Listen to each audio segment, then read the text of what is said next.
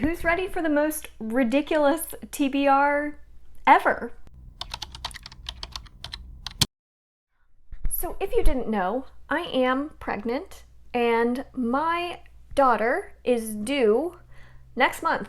So this is the last month I have without 2 children. I already have one and she's almost 2 years old and I'm about to have another. So my reading time after she comes is going to be diminished significantly. So this purposefully is a very ambitious TBR for May. There's no way I'm going to get to all these books. So I'm going to tell you the priority of these books. And if I can get to as many of these as possible, I will be so happy. Most of these are sequels. So we're going to start with like obligation type reads for my Patreon, but then we're going to get into everything else. And it's just absolutely ridiculous. This TBR makes no sense. So starting with the more obligation reads. I hate calling them obligations because that makes it sound like I'm not super excited for them. I am so excited about these. So this is by no means like a dreaded obligation. It is a fun obligation. And that is Senlin Ascends by Josiah Bancroft, which is the Patreon book club pick for the month of May. And I am so excited to finally be getting to this. I've had it on my TBR forever. I heard about it from Alan over at the Library of Alexandria. It's one of his absolute favorites.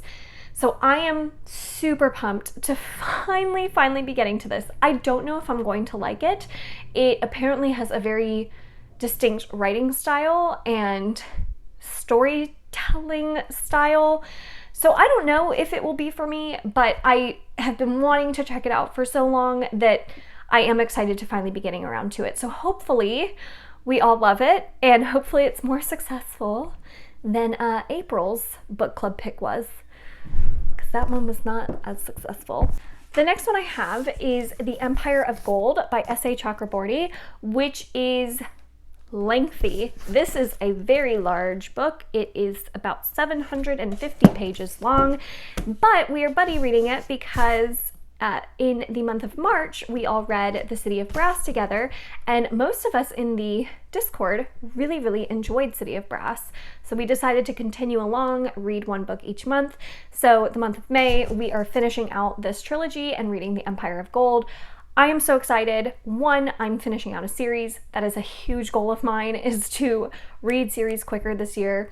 2, I'm really liking the David Bode trilogy so far.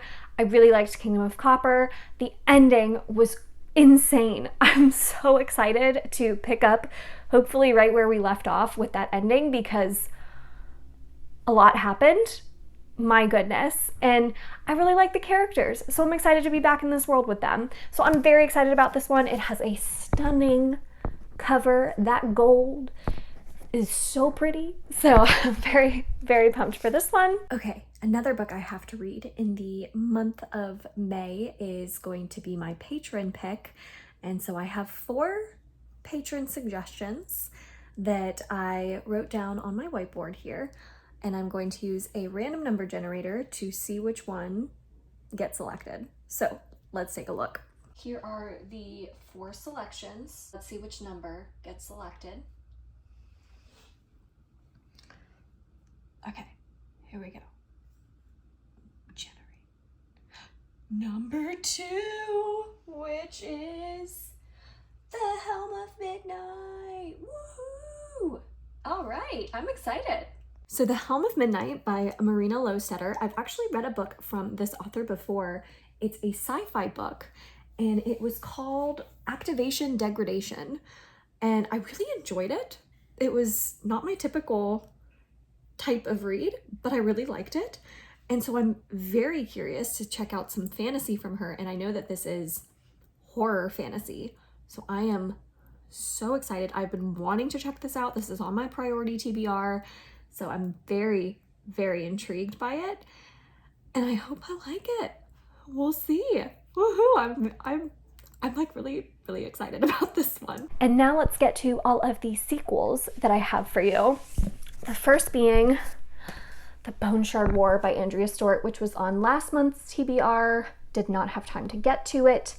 So this is the month I will be getting to this. This is a very high priority for me. This was sent to me by Orbit for review, so that's one reason that I'm absolutely prioritizing it.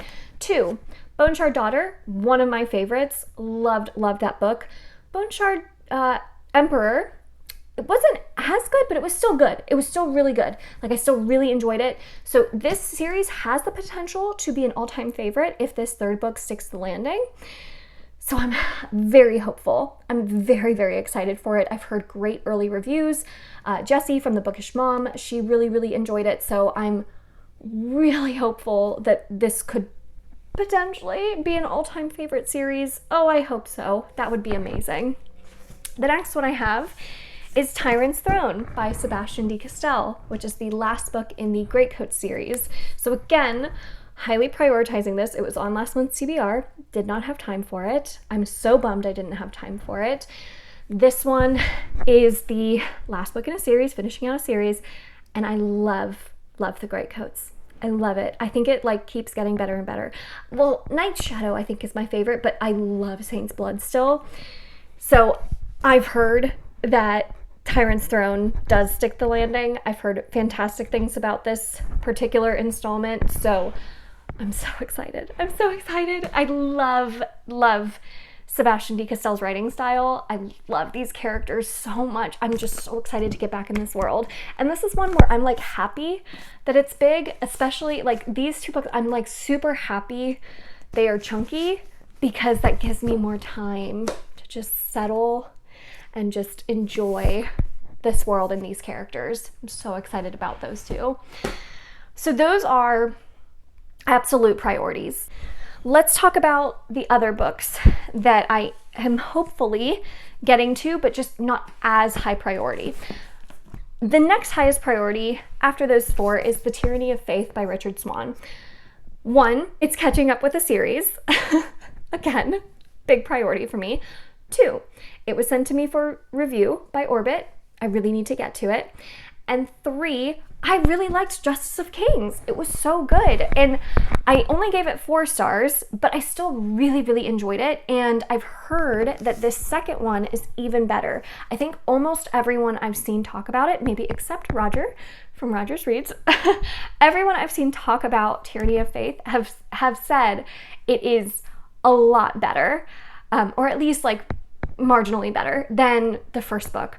So that gives me so much hope. And I've heard that we lean into the horror elements of the story and the magic a little bit more, which really intrigues me because the magic in the first book, while it wasn't a huge focus, the bits that we did get were so interesting to me. So I'm really, really excited for this one. Definitely want to read it.